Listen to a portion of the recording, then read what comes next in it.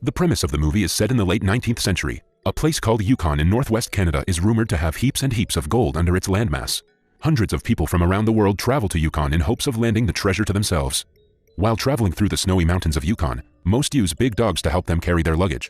The protagonist of the movie is a crossbreed between Saint Bernard and Scotch Collie named Buck. He lives in Santa Clara, California with his master Judge Miller and his family. He is a vibrant and gentle dog who is loved and spoiled by everyone in the town. His size in comparison to other dogs is what makes him famous. On the day of the judge's birthday, Buck goes to the market with the housemaid. As he chases a cycler through the streets, a man eyes him, planning to abduct and sell him for money. Back at home, several delicious cuisines are being made for the judge's birthday gathering. The cooks quickly hide all the food, knowing that Buck would destroy it all if he got a chance. Judge Miller sends him outside the house so he wouldn't ruin the lunch for them. Sometime later, the lunch table is set in the front yard and everyone in the family gathers to take a picture. To their dismay, Buck gets to the table before everyone else and ruins the meal.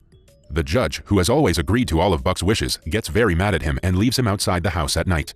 The stranger from the market calls Buck towards him and captures him inside a box. The man receives money from someone and sends Buck away in a horse cart. He barks and tries to call for his master in the house, but it is of no use. A while later, he is loaded into a train and is taken far away from his hometown. The box is opened the next day by a man. Buck tries to run away, but the man beats him down to the ground. Buck realizes that retaliating will only get him more hurt, so he sits down quietly. Alongside him, there are several other dogs caged. Since the cages aren't big enough for Buck, the man ties him to a pole and goes outside. Buck takes the opportunity to break the rope and free himself. He quickly runs outside, but his happiness is short-lived when he realizes he is aboard a ship. The ship stops when they reach Yukon, Canada. The place is crowded with people looking for the rumored gold. However, none have ever been able to find the treasure. Buck, who has lived in the dry lands of California his whole life, has a hard time walking in the snow. He is mesmerized when it starts to snow. He breaks the rope tied to his neck and runs around the crowded area happily. Unlike his hometown, people here get annoyed when Buck crashes into them. One of the many people who are looking for gold is an old man named John Thornton. Buck accidentally bumps into John, but unlike the others, the man doesn't scold him. Buck sees that he has dropped his harmonica and gives it back to him. John is impressed by Buck's intelligence, but before he can talk to him, Buck's owner takes him away. Following that, Buck is kept for sale alongside other dogs. He is the biggest and the heaviest one of them all. He tries to make friends, but the dogs don't seem to be interested. Then, a French-Canadian mail runner named Perrault buys Buck for a dog sled to deliver mail across the Yukon. He shows Buck to his partner Francois, who comments that he is bigger than the dog they wanted. Buck then meets the rest of the dogs from the sled. They are led by the vicious pack leader, a husky named Spitz. Perrault has never been able to deliver any mail on time, but with Buck, he hopes he can make it to the mail depot before the deadline. Although the dogs do not understand, Perrault briefs them about the 500-mile-long journey they are about to start. To pull the load, Buck is tied with a collar that he isn't fond of. Finally, the journey begins and the dogs start to run. However, unfamiliar with the snowy way, Buck struggles to move as fast as the others. He somehow gets the hang of it, but is distracted by a rabbit midway. While the sled goes forward, Buck changes his direction and falls off the cliff, taking the entire cart with him. Spitz starts to growl at him for his stupid mistake. Perrault, however, motivates Buck to go along with the pack. At the end of the day, Buck is extremely tired. They finally come to rest in the evening at a camp. Buck doesn't know how a dog sleeps in the snow and is very cold.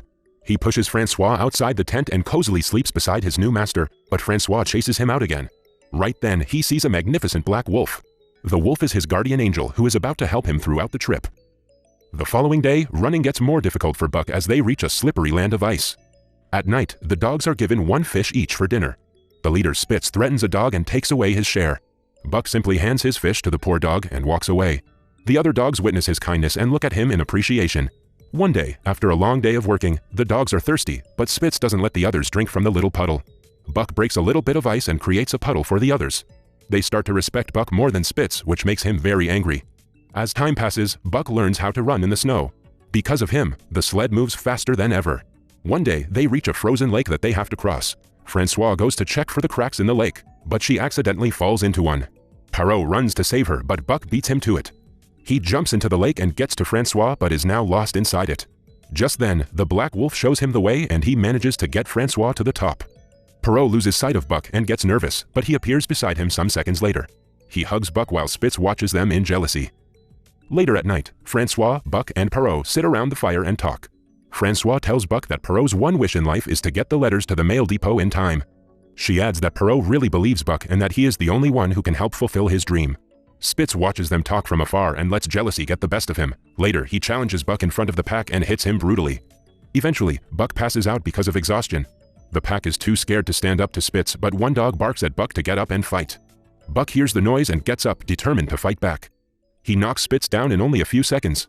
The others celebrate Buck's win as Spitz quietly walks away from the pack. When their masters wake up the next day, they find Spitz missing. Without wasting more time, they decide to continue the journey. Buck comes in front of the pack as their new leader, but Perrault wants to make another dog lead. He tries to tie the collar around the dog's neck, but he refuses to do so. The pack has already accepted Buck as their leader, so Perrault quietly ties the collar on him. They continue the trip going faster than ever, but midway, they come across a snowstorm. Perrault asks Buck to change the direction to the left, but Buck sees his guardian on the right side and realizes they have to go right. He doesn't follow Perrault's order and saves everyone from the snow. A while later, they finally reach the mail depot on time. Perrault is beyond happy to distribute the letters to the people. In one of the cabins, John Thornton writes a letter to his wife reminiscing about his deceased son.